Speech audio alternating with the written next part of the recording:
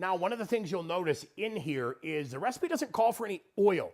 And the reason it doesn't call for any oil is because we're basically using an 80-20 ground beef. And there's going to be enough fat in here to help do what we need to do. So I'm not really worried about adding any oil. So I just made a little X cut in the top.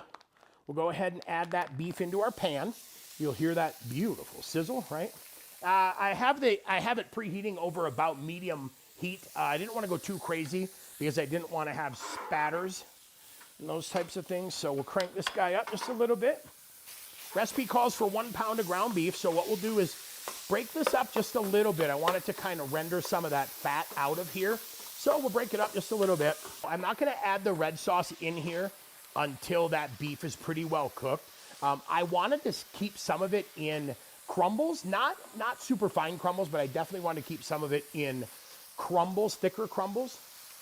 And I'm not sure if you can see that, but that's what we've got going on in there, right? So that looks pretty good. It's like meat sauteing, can you hear it? Not too shabby at all. All right, so our beef is cooked. We're good. We've definitely got, that's probably about 90% of the way there. So go ahead and add our marinara sauce. So again, I went with that low sugar, and then add as much or as little as you want.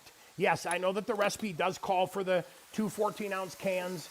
This is a 25-ounce jar, 24-ounce jar. So you can add more if you want it to be a little bit thinner, or you can add less if you like a thick meat sauce. So I'm adding a little bit less in here because I want a thick meat sauce. And then be sure to turn it down. That right there.